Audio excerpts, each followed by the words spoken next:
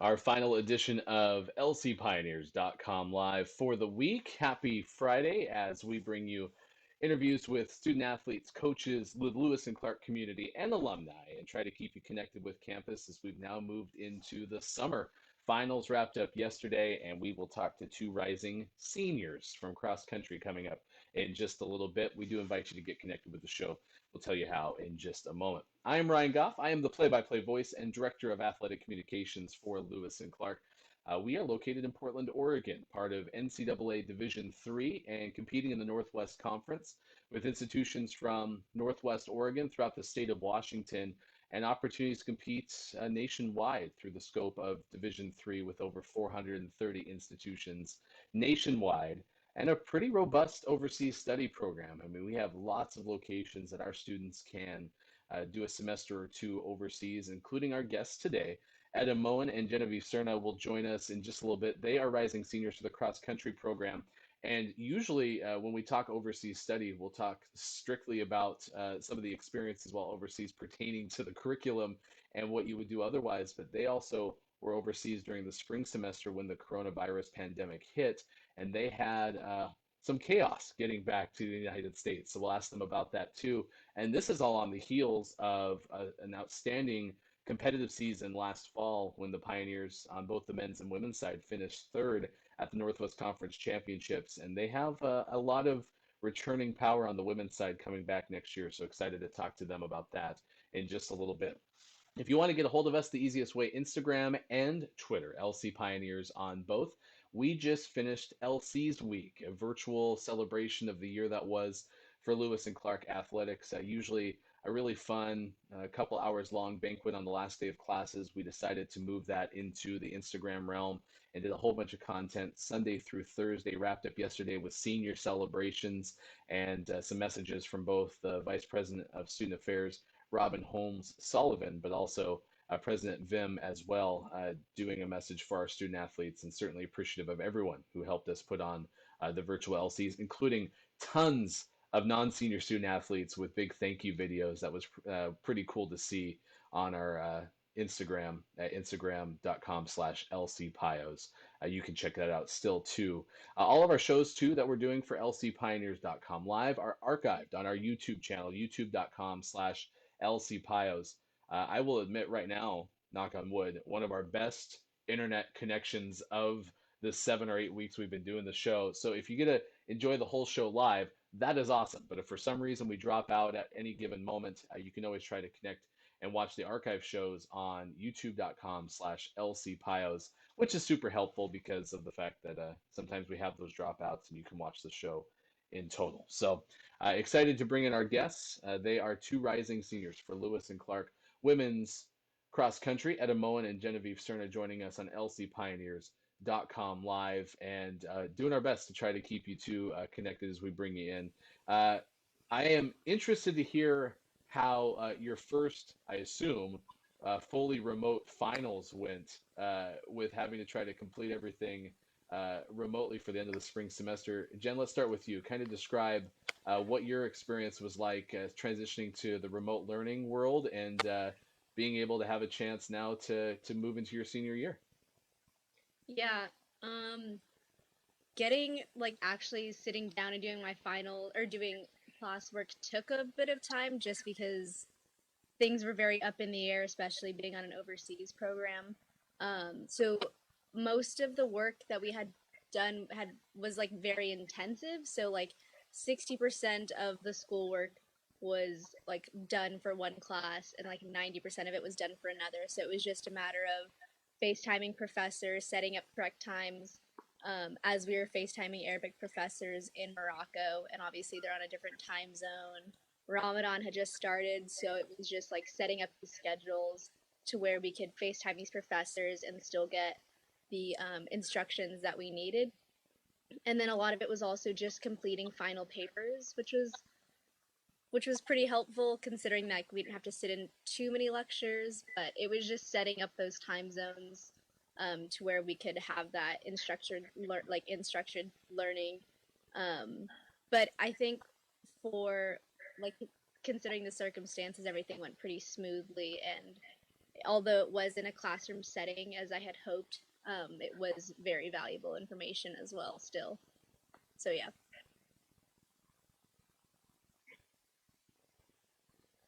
Transitioning from being on in Spain, I mean being overseas, Mhm. right, and then coming back, how did you adapt to that new world of remote learning?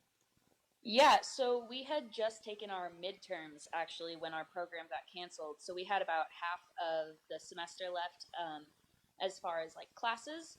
Um, and our format was not so much like setting up Zoom meetings and FaceTiming, which was pretty difficult to adapt to just because it was like watch a video of your professor telling you what to do and then do activities and then turn them in and get it all done by a certain day.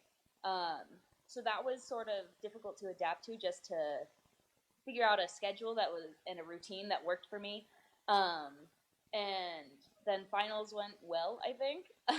um, but I still have one class that I haven't taken a final in yet, because I took it through the university directly instead of taking it through our program. So I am still in classes technically, and I won't be done until May 28th. But yeah, I think the hardest part for me was just figuring out the routine and getting into the groove of it after the chaos of getting back. Um, I mentioned this as we began. I mean, this is on the heels of what was a pretty ultra successful fall season, at least from the outside looking in. Etta, when you think about the last fall, your team going from last to third in the Northwest Conference Championships, how do you kind of put that all together? What were some of the distinct differences that you felt separated your, 2018 from 2019? Yeah, I mean, I think a big part of it was I felt a change in the dynamic of the team. Um, it in the past it's felt for me more of an individual sport, but our perspective this year was much more team based, and instead of running for ourselves, we were running for each other and running for the team. Um, and we didn't fully get into that mindset until coaches said it before. We didn't really click until about halfway through our competitive season. Um, I think he cites the Willamette meet as like the meet when it sort of fell into place for us. And I didn't really realize how impactful the team aspect of the sport can be, because you're running this course, you don't always see your teammates, and it's sort of hard to keep that in perspective when you're in the middle of a forest with a bunch of girls running around you that you don't know. Um, but working together and knowing that your other teammates are out on the course also running for you, it makes it easier for you to run for them. Um, yeah, I mean, I think teamwork, that was a big thing that I noticed this year. And Jen, I mean, feel free to add on to what she just said, but also looking at the future too. I mean, you had the Northwest Conference Freshman of the Year on your Mm-hmm. team. Overall, five of your finishers in the top 35 when it comes to Northwest Conference championships. What do you think 2020 looks like too on the heels of what was such a successful 2019? Yeah, just echoing what Edda's said, because that fostering of like a team mindset and like no longer like running for ourselves, running for each other, um, that like just kind of was something that was fostered this year. And Coach Burrow has done an amazing job of like pushing us to foster that, but and like inviting us in to foster that. Um, but that was just this year was just the start of us realizing it, and like I think I mean last year placing last at conference also was our motivation, but I think placing third at this year we've kind of got like a target on our back, but it also like gives us more motivation to keep building on what we've done.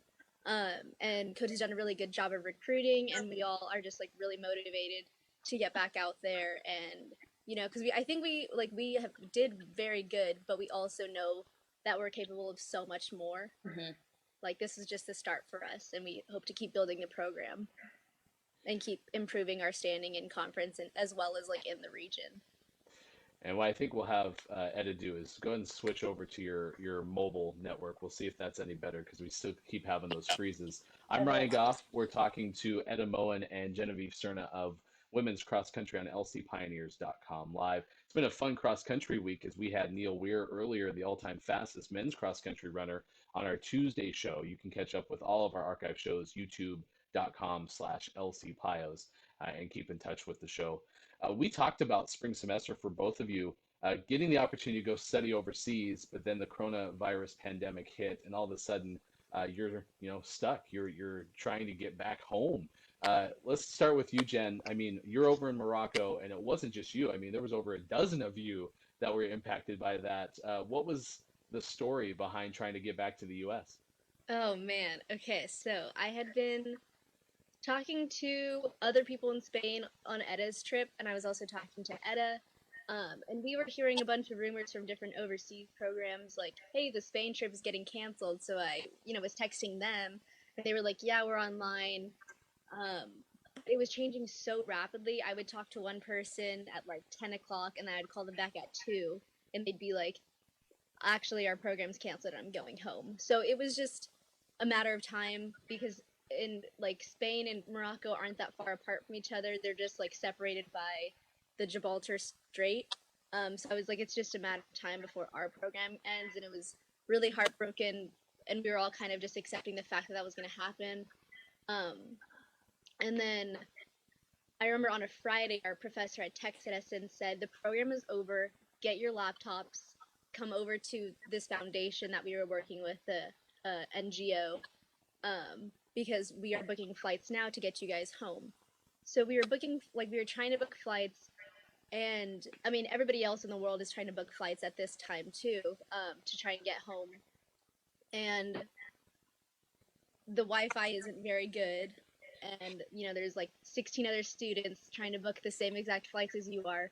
When you put the flight, like the ticket in your cart, it would go up by like hundreds of dollars. And then we were trying to like buy them like bulk at a time. That way we were all like together, and we were all like within the protection of like Lewis and Clark, like the university. As we are like American students, we thought we would have some sort of protection. And some tickets were just very expensive. Like I would see tickets that were like $8,000 just to get back to the U.S., which is like not reasonable, especially for broke college students such as ourselves. And then we had booked these flights, and then news broke that Morocco had shut its borders to international travel, like in and out of the country. So at that point, we were just like stuck, and we were stuck there for about a week. And luckily, for some reason, we got on some evacuation flights out to the UK. And I stayed in the UK for a night and then flew out to San Francisco that next day, or like the day after I flew into the UK. I think we accidentally got evacuation flights from our first purchase ticket. So yeah, but we had purchased so many tickets. There was at one point where I was going to go to Qatar, like to Doha. There was one point where I was going to go to like Istanbul. Like I had so many tickets booked that it was just, I didn't even know where I was going to go. I was just hoping that one of them would work out. Absolutely crazy, that story. And Yeah. Etta, I mean, you're even. I know Jen said she was getting contacted by news outlets. You're even on the news from trying to get back from your program. Similar story? Was it a little easier or moments tougher? What was your experience like? Well, I mean, Spain didn't close its borders until after I had gotten back to the U.S., so I didn't have that hurdle to jump over. But it was definitely like, it felt like, because where I was in Spain, the cases were not as bad as the rest of the country. I think the region where I was, it had just over 100 cases at the time of the program getting canceled. So we were fairly, far away from the epicenter. But it all happened so quick. Like a week before the program got canceled, we had a meeting with the entire program, and they said, oh, you have nothing to worry about. It's like, you're all young, just wash your hands, you'll be fine. And then within the next week, they said programs canceled, get out by the 22nd. Um, and from then on, you know, it was Spain said, okay, everyone needs to stay in their houses. You can't go more than like a mile away from your house. So for the last few days of my program that I was in Spain, um, I was quarantined, which was fine because I love my host family. But it was very chaotic because we had to get flights and get out. And I was talking with Alexandra, a teammate of ours that was also in Spain with me, and she was like, "Yeah, my host mom told me that I need to reschedule my flights because they're down, like they're grounding all of the flights, they're closing all the airports, everything's shut down." And that was the day after I flew out. So I flew from where I was, Alicante, to Barcelona, and then to London, and then to Seattle. And as soon as I landed in Seattle, I texted my host mom, and she said, "Oh yeah, like airports are all closed, so it's a good thing you got out when you did." Um, yeah, it was pretty crazy. Um, Obviously, you know, borders weren't closed when I was there, so it's a little bit of a different story. But yeah, I mean, it was very stressful. I mean, I absolutely could imagine. We have Etta Moen on your left, Genevieve Serna on your right, joining us on lcpioneers.com live. I mean, trying to get people back to the right places and having everybody have to coordinate so much of that, and then even like Jen talked about, not even thinking about costs and things that you weren't expecting to incur, Mhm. having to figure out how all that would happen. That said, I mean, you did get to spend a little bit of the original plan of your spring semester overseas. Etta, when you think back to that experience, I mean, what were some of the positives that you remember most that you enjoyed from the overseas study program? Yeah. Gosh, I learned a lot about myself and a lot about other people, and I met some amazing people that I'll be friends with forever. Um, and I learned a lot about um, just I don't know. It's kind of hard to put into words in a way, um, because you know you get into this routine and you're living in another place, and then you get on it and you're like, wow, that was I don't even know. Like, um, I have to say one of my favorite things. There was a castle that was in town where I was. We could go up to the top of it and just see. It was like 180, just ocean, and we'd go up there at sunset and just hang out and just it was that was one of my favorite things I did while in Spain. But gosh, I mean, it was amazing. It's something that I'll never forget. And I'm already making plans to go back once once I'm able to. Yeah, that's gosh. Ugh. Mhm.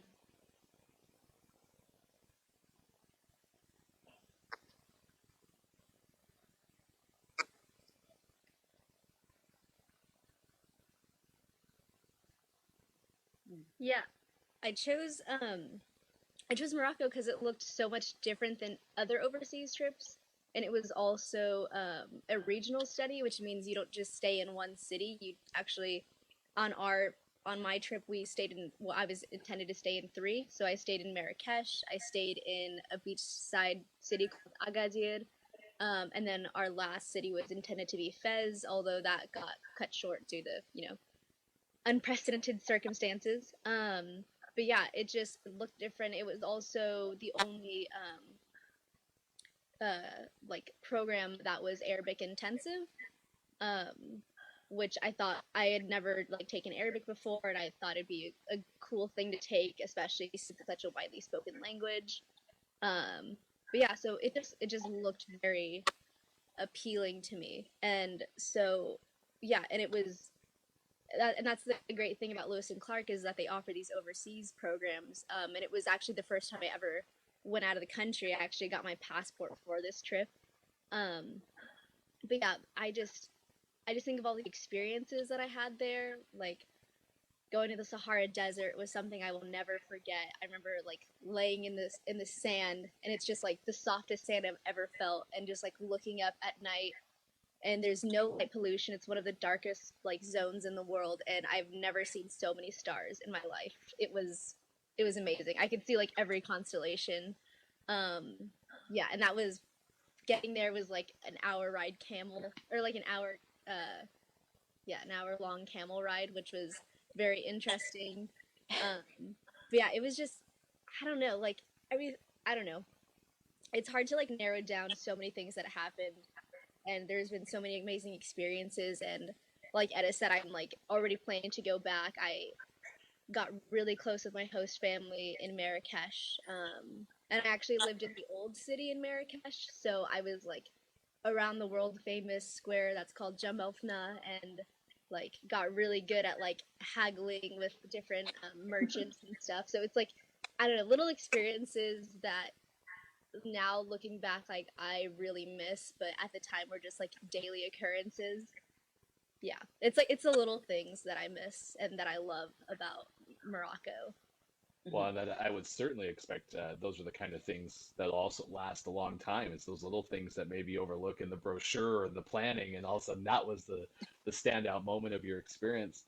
We opened up the show talking about your success from 2019, and I think you both specifically mentioned the coaching staff for Lewis and Clark, head coach Matthew Burrow, assistant coach Jeffrey Randall. When you think about 2020, what is it about that coaching staff, Jen, that really you think will drive some of that success coming up next year? Are you asking? Yeah, I'm sorry. just talk about your coaching Oh, staff, Jen, and why they've had such an impact. um, yeah. So I was actually involved in the hiring process or like interview process of the coaches, and it's like a team joke. When Coach got hired, I sent out this like email to all of my teammates.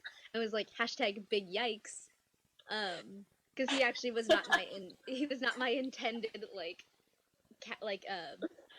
not like a nomination, I guess. And he was actually CC'd on the email. I didn't realize it, and he was like, I don't. He said something. He just said something back, and it was like remotely funny.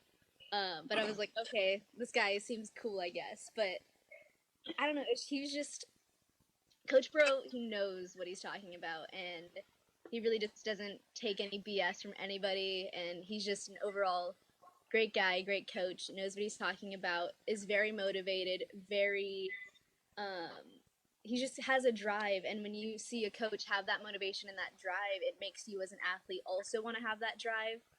um yeah, and on the side of Coach Randall, or yeah, we just call him Jeff. It's so weird calling him Coach Randall. Yeah, Jeff is amazing. Like, I don't know, he's just a coach that you can talk to, and really for us, I feel like Coach has like more like athletic, like is more geared towards focusing like on you as an athlete. And he does really care about you as a person, but Jeff just has this like quality to him where you can just talk to him about anything, and is just a great. I don't really know, Etta. You can elaborate, but them together is like the best dynamic duo Yeah. that you can ask for as a coaching staff. Yeah, go ahead, Etta. Yeah, I mean, I think something that really stood out to me about Coach Bro in those first weeks that he was with us, because he didn't get hired until July, I think, sometime around then. So we really went into the season blind. But I think something that really stood out to me about him was that he gave us a reason for everything that he was making us do. Um, and he was super knowledgeable about those reasons. And like Jen said, with like he's so motivated and so into it, and when you have like a leader with that type of energy, it's really easy to buy into their system. And I think that's one of the magical things that happened this year was we all bought in, and it went, it made us better. And then Jeff, I don't want to call him Coach Randall, that's weird, but with Jeff, like Jen said, he's the type of person that you can talk to him about anything. It can be as simple as just a hey, how's it going, or How's your dog? Yeah, how's your dog? Are you fostering any dogs right now? Can we meet them? That sort of thing. Or it can go into some of the more complicated themes of life, and it's just awesome to have someone that you can talk to about anything on the coaching staff, because with running it's very mental. I've heard it before that like 80% is mental and 20% is physical, something like that. And it's just nice to have that support system from both of them, that are supporting us mentally, and then also supporting us through our workouts and races and all different types of team activities. Interesting spring, without a doubt, for you two, and also teammates. I mean, I'm looking forward to your entire junior class coming back next year. We'll probably, I would expect to have at least one other person on in the coming weeks. So good luck to build on that 2019 and with this great coaching staff in place. And please have a relaxing summer. I mean, train, of course, but let's have a relaxing summer. It's already been enough chaos for a little bit. Etta Moen, Genevieve Serna, thanks so much for joining us. Thank you for having us. Absolutely. A fun interview, and appreciate you sticking around to letting us get a chance to talk to them, because I love that class. There's certain groups of teammates that you can tell have a very strong bond, and certainly the junior class for women's cross country, now rising seniors, exemplify that. And I think it was really fun to hear how they kind of persevered through what was a very odd spring into finishing their semester. And I hope for all of our student athletes and Lewis and Clark students alike, I hope that your finals went as well as they possibly could be, and we are looking forward to having you back on campus in the fall. That is certainly our intention. Want to share with you who to look forward to next week. Still finalizing our Tuesday guest, and if we don't have someone lined up, we may bring back a guest from the past, but we're planning to have head coach of Lewis and Clark volleyball, Emily Hayes, with us on Wednesday. Sydney Cross just gave me a thumbs up. She is going into her senior year with softball. She'll join us on Thursday. And Raul is a former dual sport athlete from football and track and field. He excelled as a thrower in the latter. We'll talk to him and catch up. A class of 2013, I want to say, class of 2014.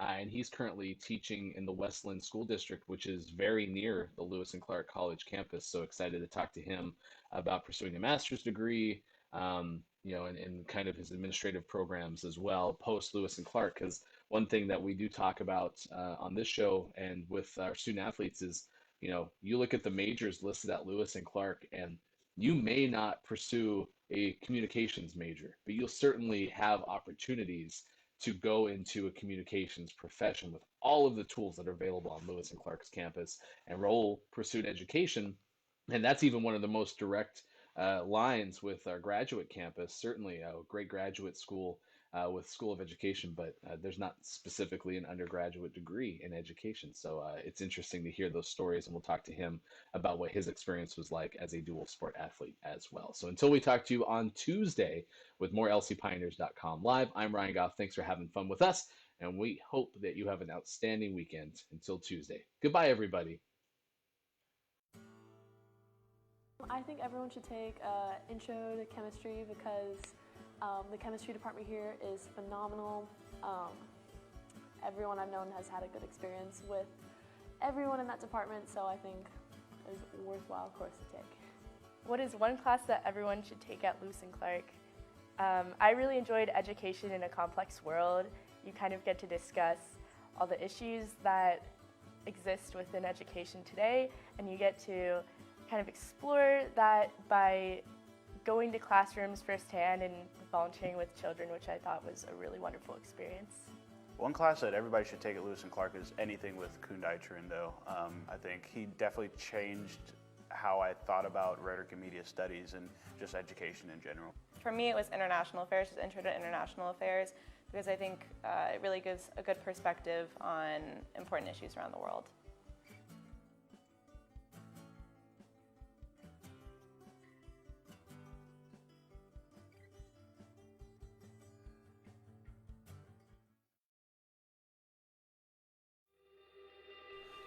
Lewis and Clark is amazing. Beautiful campus, small classes. When you really come here, you get the sense and the feeling that this is a place that you could spend 4 years. I was so comfortable learning and growing here. There's no ostentation, there's no pretension, no status. Everyone's just here to learn. To this bustling metropolitan area. The overseas program is giving you the opportunity to explore the world, go to places that you never thought of. Just come here, just visit this school, and you're gonna fall in love with it. It's time to explore Lewis and Clark.